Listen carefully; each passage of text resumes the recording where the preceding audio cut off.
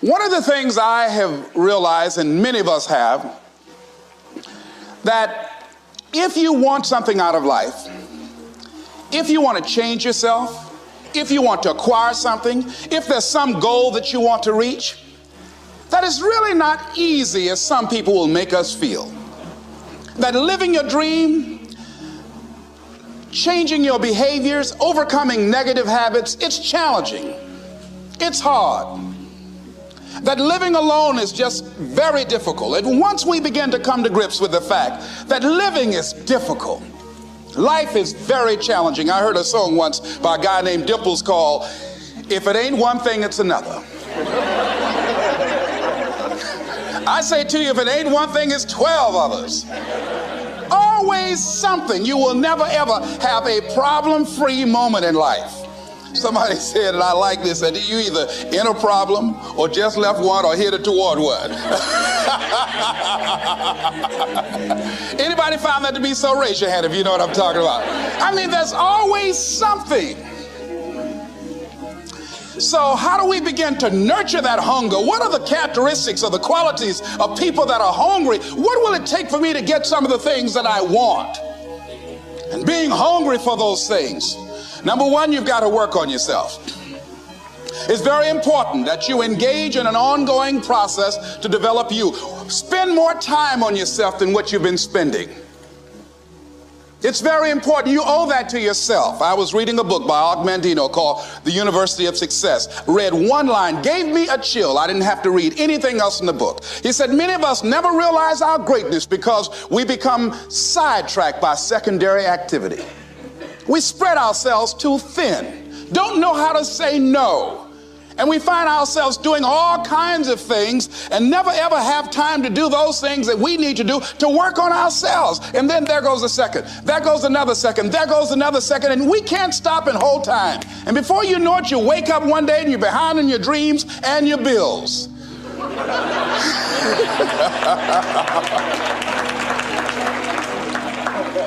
So decide that you're going to take some time to work on you, that you deserve that from yourself, that your life deserves some prime time because you are creating your own production.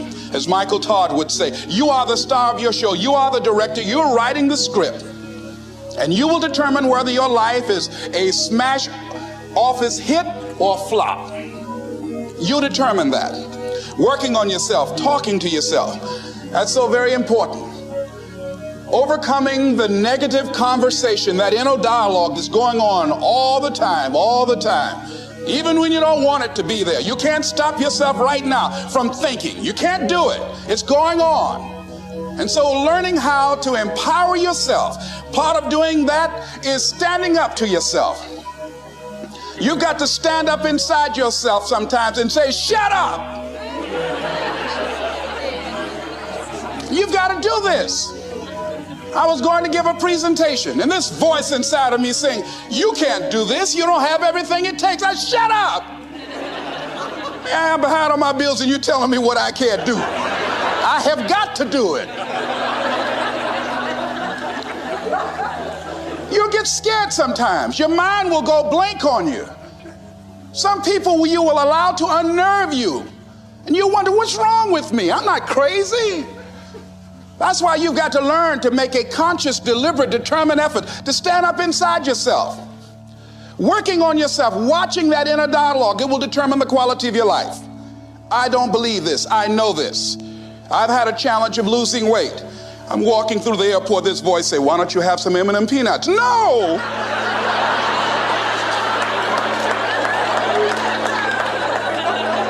Well, just one.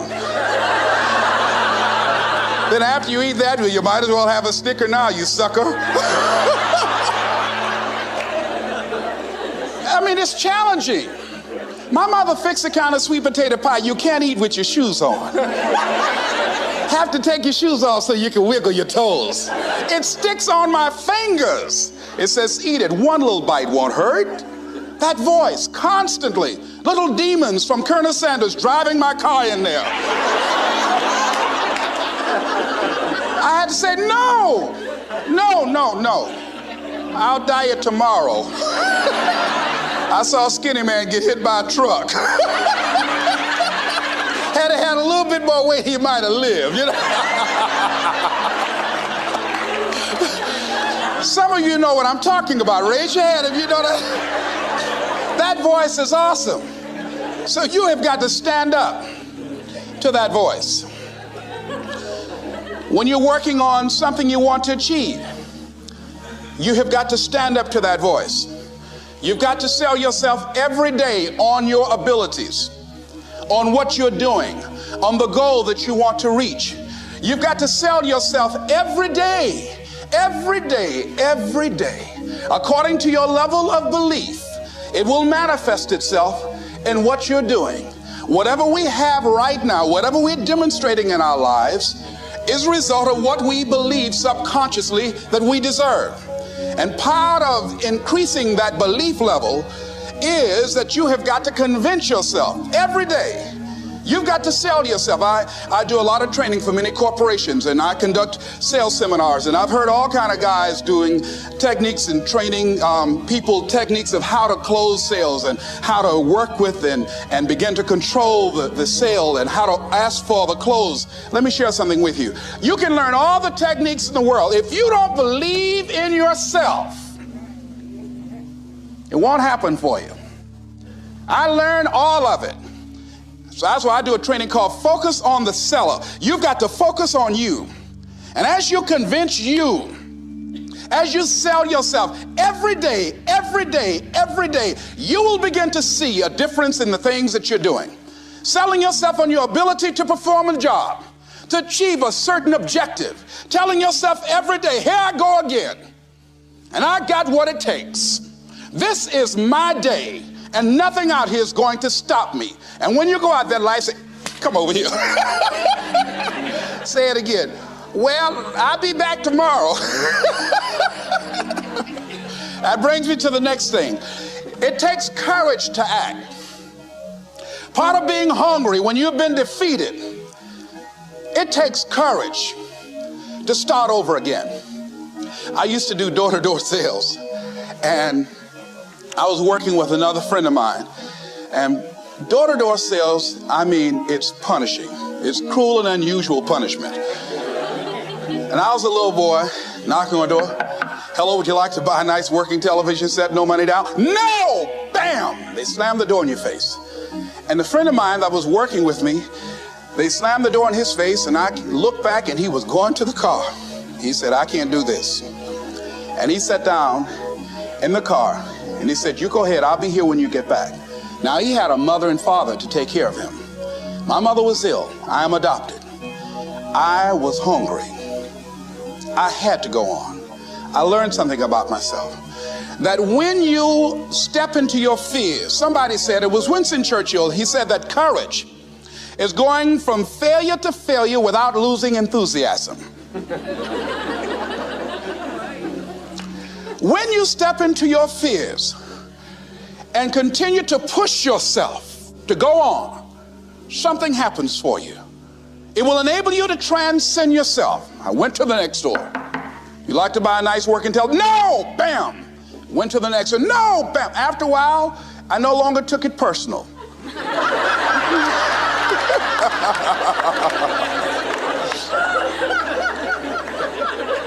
And I began to play a game. I said, well, I know there's a yes out here somewhere, and I'm going to keep on until I find it. And I'm not going home until I do. And I continued to knock on doors. And then somebody eventually would say yes. And I said, are you sure? And I would go in there and I would get the sale.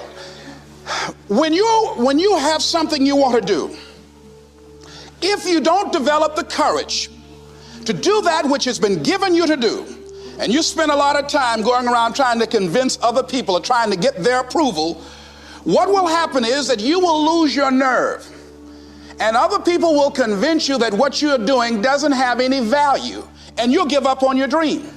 It's an interesting thing about life, I've also found, that if you don't have the courage to act, sometimes and particularly if you have something special to do, life will move on you. If it were not for life, I would still be a disc jockey. I didn't just leave voluntarily to go to the state legislature. I was fired. I was working on a job, and I came home one day. I was married at the time, and I told my former wife, I said, that guy Bert I work for is stupid. She said, if he's so stupid, why does he sign you a paycheck? Now you see why I divorced her, right? I couldn't stand her. That night, I could not sleep well. Here was a guy that was controlling my life. I was going through all kinds of changes because this man controlled my paycheck. And it was Carlyle who said, truth crushed to earth shall rise again. Winston Churchill said, the truth is incontrovertible. Malice may attack it, ignorance may deride it, but at the end there it is. And we know scripture that says, ye shall know the truth, and the truth shall set you free. And the truth that I had to come to grips with, that I wasn't in charge of my destiny. The truth was that I wasn't giving all that I had. The truth was that there are some things that I wanted to do, but I didn't have the courage to act on those things. And the truth was that Bert Childs was a blessing to me. He made life so miserable for me, I had to start looking at my life differently. I started going to work earlier. I started being the last one to leave there. I started working harder than anybody else. The other guys could not. Why would you work so hard, Les? I said, I'm not working for them. I have been cheating, Bert, I thought. I've been cheating myself and my family. Wherever you are, whatever you're doing, do it with everything that you have. Develop the habit of giving more than what you're paid for. Develop the habit of setting standards that others will be measured by. Someone said, do not go where the path may lead, but go where there's no path and leave a trail. All right? It is easy to be negative today. It is easy to have low morale today. I was at a corporation and they're going through downsizing and going to lay off some 1,500 people over the next few weeks. It's very depressing there. And those people that stay there 9 times out of 10, they're just going to do just enough to keep from getting fired. Anybody can do that. But if you can begin to harness yourself and say that where I am, I'm going to do the best I can with what I got, because that is an expression of who I am. If you get into the habit of just being mediocre, it will become a part of your consciousness. If you get in the habit of giving less than what you have it within you to give, it will begin to reflect itself in your personality. It will begin to damage you psychologically. And you don't want to be a part of that kind of self-destructive behavior. And so you want to set some high standards for yourself. The next thing, part of what feeds that hunger, you've got to develop a sense of urgency. Aurelia said, stop living your life like you have 1,000 years to live. In life, you're either here today and you're gone today. If there's something that you want to do and you can't do it all at one time, do just a little bit of it. I like what Robert Schuller says. He said, by the yard it's hard, but inch by inch, anything is a cinch. Do just a little bit of it.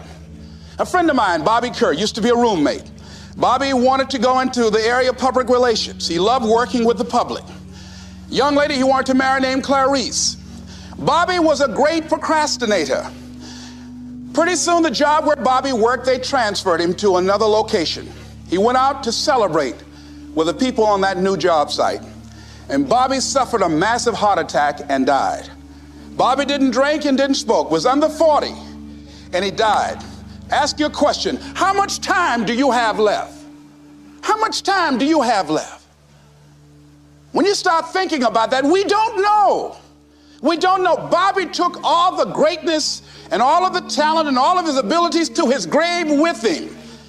One of the things he could have put in parenthesis under his name, he didn't use all his stuff. And most of us do that. Most of us don't use the stuff that we have brought into the universe. And we want to make a conscious, deliberate, determined effort to start living life with a sense of urgency and using what we've got. using ourselves up, sharing what we brought into the universe to share. Because if we don't, nobody else will. Stop wasting valuable time, knowing that if we begin to live our lives as if each day were our last, our lives will take on a whole new meaning. It take on a whole new expression, valuing each moment that we are blessed with. The next thing that begins to nurture that hunger, honor yourself as your word. Don't give your word out lightly. When you throw your word out there and you don't honor it, it makes a statement about you. If you decide to maintain a sense of integrity with yourself, that if I speak it, I'm going to live it. It's who I am. And I'm going to be very cautious in how I give my word to others, and most of all with the commitments that I make to myself, because I want my life to reflect my words and honoring who I am and what I express. Another challenging area in terms of nurturing and developing that hunger in yourself is learning the art of becoming single-minded, learning how to concentrate, learning how to focus in. And you'll be surprised at the things that you're able to do when you learn how to block things out, when you learn how to keep thine eyes single. You'll be surprised at the ideas that will come to you, of the people that you'll be able to attract, of the opportunities that you'll be able to see. You'll begin to see things that have been standing there looking you in the face saying, I can't believe this has been here all this time. Here's a habit that I do. Maybe it might be of some value to you. I get up in the morning and I start writing what great ideas that I can think of today that can improve me and that will enable me to reach my goal. And I just let my mind flow. Sometimes I write 15, 20 ideas. Some days it's more difficult than others. One idea can change your life. One idea can turn your life around. Deciding that you're going to focus to develop your skills. The guy was the new owner of a baseball team that was in the basement of the league when he took it over. He went to the pitcher and he said, what is your best throw? And he said, well, I got a good curveball and I've got a good fastball. And he went on talking about his different throws. He said, but tell me this, what is your best throw? He thought for a moment. He said, I've got a good fastball. He said, that's all I want you to work on. Nothing else. Just develop your fastball. The next year, they went to the World Series. Most people don't know where their fastball is. Most people go through life never discovering what their talents are. Most people never develop their talents.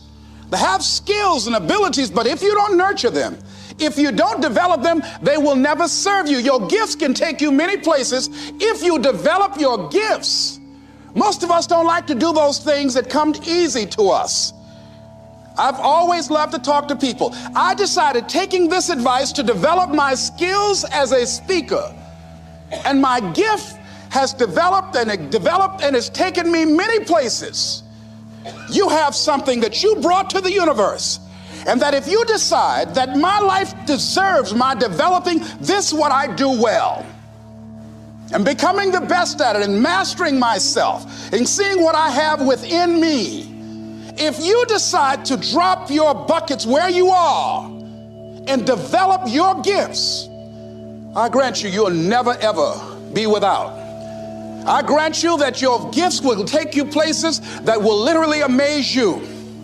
I grant you that if you begin to work to develop your gifts, you'll develop a strong sense of happiness. You'll get a larger vision of yourself, because part of beginning to get a larger vision of yourself, all of us need some area of our lives where we can have a feeling of competence. That people know when they think about this area, that's something you do. That you eat and sleep that. And that you do that. You do that. And people know it. And you know it. And you know that you know that you know this. If you don't know anything else, you know this. Can you tell I know what I'm doing? Oh, hello.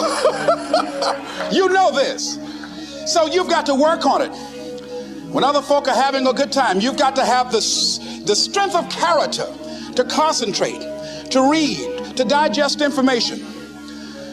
If you decide in any particular area that you're concerned about, to make a conscious, deliberate, determined effort to read one book a month in that area, in 5 years, you'll be among the top 5% experts in the world. I read a minimum of 2 books a week. The average American reads only 1 book a year. If you decide that area that you love, that you are going to master that particular area, in this era of accelerated change, overwhelming complexity, and tremendous competition, as you begin to develop and expand your skills and your talents and your vision of yourself, you will always be in control of your destiny. The next thing is, whatever it is that you want to do, you want to do it massively.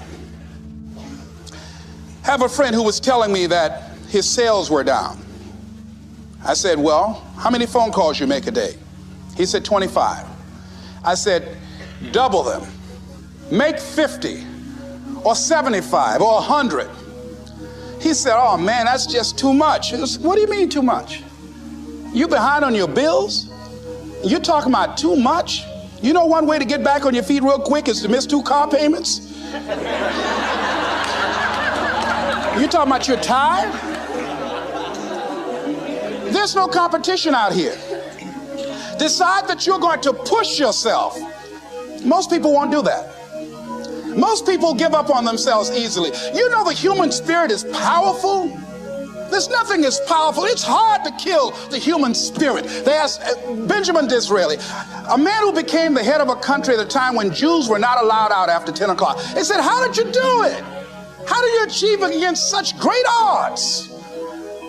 He said, nothing can resist the will of a people that will stake even their existence on the extent of their purpose for good. That when you have a made-up mind, when you decide that you want to do something, I was reading something the other day, he said, the power to hold on in spite of everything, the power to endure, this is the winner's quality. The hunger, the ability to face defeat again and again without giving up. This is a winner's quality. You have that quality within you. When you're hungry, you don't care about the facts. You don't care about the odds. Doug Williams played for the Washington Redskins, quarterback. John Elway of the Denver Broncos in the Super Bowl. Everybody was talking about Elway. After the Super Bowl, when Doug Williams made a historic passing game, they asked him, said, how were you able, in spite of all of the negative publicity saying that you couldn't win, how did you do it? He said, I ignored my critics. I just didn't pay any attention to them. I ignored myself because they kept on saying it so much. There were times I doubted whether or not I can do what I needed to do. There's a Doug Williams in everybody here. There's greatness in you. And you've got to learn how to tune out the critics outside and the critic inside. And says, I'm going to do this. I'm going to harness my will. And I'm not going to let anything stop me. I deserve this. I'm going to do it until. And this friend, I told him, said, start increasing your calls. I said, I make 100 calls a day. I got a callus in my ear. My ear kind of dark. You can't see it, but it's there.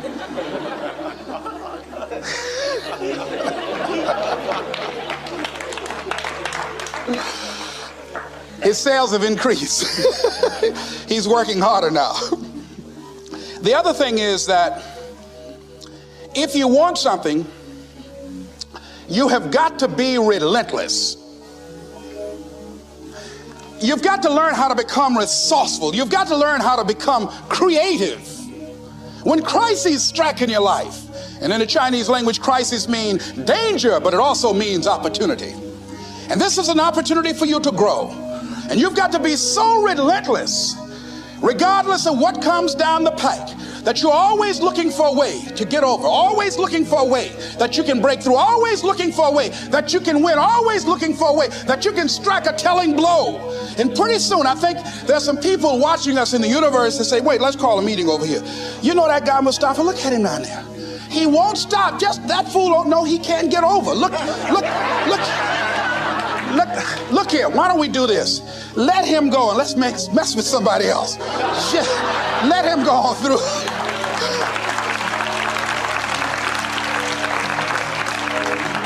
Life will just get tired of whipping you sometimes. And just say, let's just let this one go. I believe this. Now, no one has told me this, but I just kept on kicking. I didn't have sense enough to stop. I was intelligently ignorant. I didn't know what I couldn't do. So I just tried anything. And the fascinating thing about life, because you can't get out of it alive, you might as well have a good time, you know? You might as well have a good time. Live your life with passion, with some drive. I was giving a seminar the other day, and I mentioned that I was going to do some training in August with some young teenagers and take about 100 away to a 2 or 3 day camp and wipe them out. Been working on this. So after the speech, one of the parents walked up to me and said, Mr. Brown, I'd like for you to do something for my son. He's not motivated.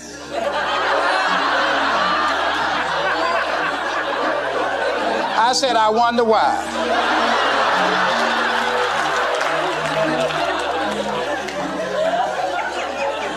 I wonder what's wrong with him. He had no fire whatsoever. See, what you do speaks so loudly folk can't hear what you're saying. And so if you don't have any fire, you've got to watch the people, the relationships that you develop. Have people of kindred mindsets. If you're around folk who are dead and negative all the time, they will affect you. You want people that are around you that have smiles on their faces, looking good. I was telling a group last week, Abraham Lincoln refused to hire a guy because of his face. They said, but the guy can't help it. He said, anybody over 30 is responsible for their face.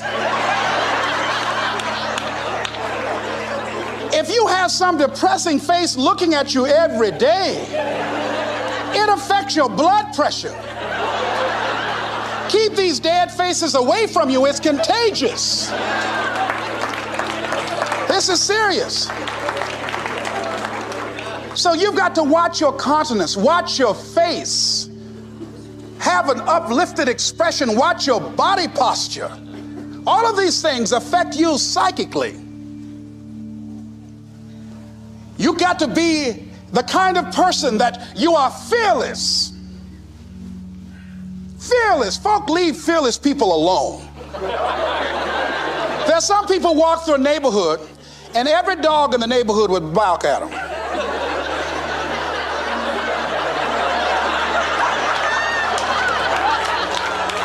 But there's some people come through and ain't nobody gonna mess with this.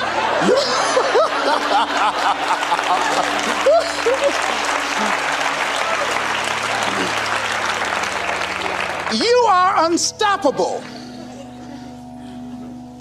And because you are unstoppable, because you've got power that you haven't even begun to use yet, you owe it to yourself to release your brakes. How many of you have had the experience of pulling out of your driveway and you mashed on the accelerator and the car was just going, it couldn't move, and you mashed harder and it couldn't move, and then you discovered you had your emergency brakes on, and then you release those emergency brakes and it goes, choo. Have you ever had that experience before? Most of us go through life with our brakes on, holding back, not giving all that we have, not sharing all of ourselves. Most of us go to our graves still holding on rather than releasing it. What are some of those things that keep us from releasing it? Because of past experiences, past defeats, past pain. We look back, well, it didn't work out then. It probably won't work out now. Many people get confused their performances with who they are. I was reading Pat Riley, the coach of the Los Angeles Lakers.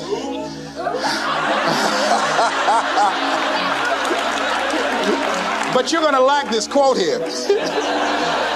After the Trailblazers had blown them out of the water, and I'm sure he said this last night, they asked him, how do you feel? He said, tonight we were exposed for what we are right now. You see? That if my speech tonight doesn't work, it doesn't mean that I'm a bad speaker. It means that what I did didn't work tonight. And I've got to separate what I do from who I am. And I've got another shot. See, the last chapter to your life has not been written yet, and it doesn't matter about what happened yesterday. It doesn't matter about the things that you've done that you feel guilty about. If you wouldn't do it today, you're convicting an innocent person. You've been reborn to a new state of consciousness. And as they say, if we knew better, we would do better. And so you begin to decide, I'm not going to be denied. I remember, and I was telling someone, and they asked me, would you repeat that again? I was interested in going into broadcasting. I'm adopted. And that was my key out. I wanted to make my mama proud of me. I was very much appreciative of what she's done for my brother and sister and I. And that was my way out. And I went over to a radio station, asked a guy and told him that I was interested in broadcasting. He looked at me in my straw hat and my overalls. He said, you have any broadcasting background? I said, no, sir, I don't. What do you do? I cut grass. Young ladies asked me what kind of work I do, and I was working on a garbage truck. I say, well, I'm a sanitary technician. He said, we don't have any job for you. I decided that was something I was going to do. I decided I'm unstoppable. I'm going to go up in here. I'm going to do this. I started going to the radio station every day, developing a relationship with the people that were doing what I wanted to do. And that's what I encourage you to do. Whatever area you want to go in, find people that are doing it the way you want to do it and develop a relationship with them. When I decided to go in this area, I wrote letters to Dr. Norman Vincent Peale, to Zig Ziglar, to Dennis Waitley, all of the giants in this area. And I said, this is something I want to do. I've been following your career. Would you help me? Dr. Norman Vincent Peale answered my letter, did an article on me, wrote about me in the most recent book that he issued, and done many broadcasts about me. I'd wanted to develop a relationship and rapport with those people that were achieving those things that I wanted to achieve. By the same token, I would go to the radio station, and I developed a relationship with the guys. And they used me as an errand boy when they needed some food or someone to go pick up entertainers that came into town. Temptation singing My Girl, Jerry Butler singing For Your Precious Love, Sam Cooke singing Darling You Send Me. I would pick up the entertainers at the airport and drive them around in the disc jockeys, big Cadillacs. Didn't have any driver's license, but I was acting like I had some.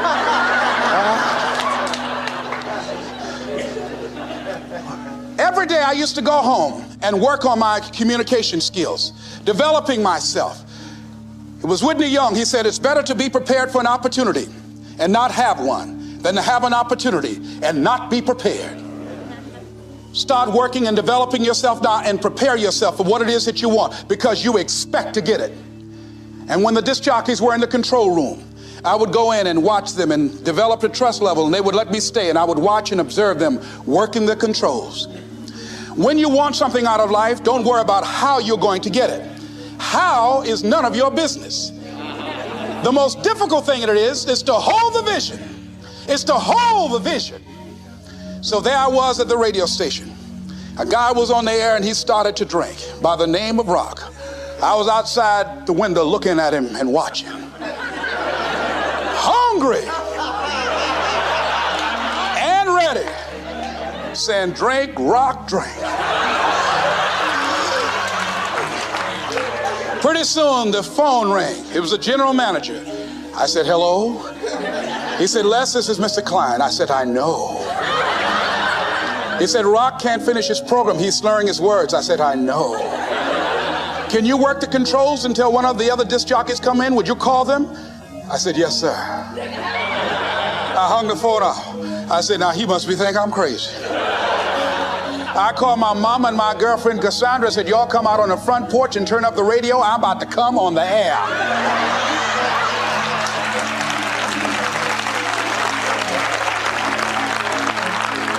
I waited about 15 minutes. I called him back. I said, Mr. Klein, I can't find nobody. He said, well, why don't you go in there and work the controls until they get there? And don't say nothing here. I said, yes, sir. I couldn't wait to sit down at that turntable, Mustafa. I said, look out, this is me, LB, Triple P, Les Brown, your platter playing Papa. There were none before me, and there will be none after me. Therefore, that makes me the one and only. Young and single and love to mingle, certified, bona fide, indubitably qualified to bring you satisfaction and a whole lot of action. Look out, baby, I'm your love man. I was hungry.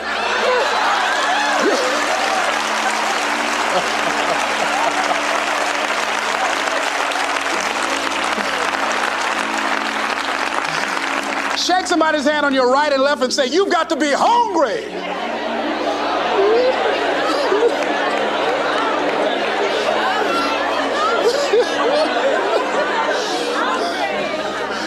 Well, y'all something else. You hear me?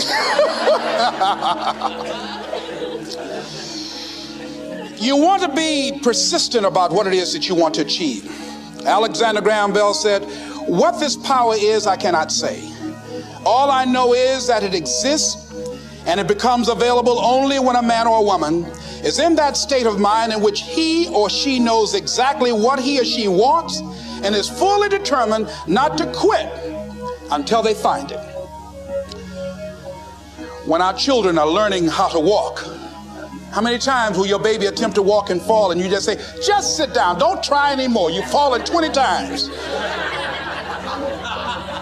Just sit down somewhere, busting your lip and everything, getting in folks' way. When will a baby walk? It will walk when it walks. That's when it will walk. Les, when will you be known nationally as the motivator? I will be known when I'm known. That's when I'll be known. Don't get caught up in, well, I've tried it 4 or 5 times and things didn't work out. If there's something that you want and you're hungry for it, you've got to do whatever is necessary until. And when you give the best you can and that's not enough, you must do what is required. And don't give up on yourself. Don't throw the towel in so quickly. Many people give up on the 1-yard line, where if they have the determination just to keep on knocking. It's a funny thing about life. If you're home one day and someone is knocking on the door and you say, I don't want to be bothered today. And if that person just keep on knocking, say, can you believe that fool's still knocking? Pretty soon you say, what is it? What do you want? And that's how you've got to be about your dream. Dream. Dream.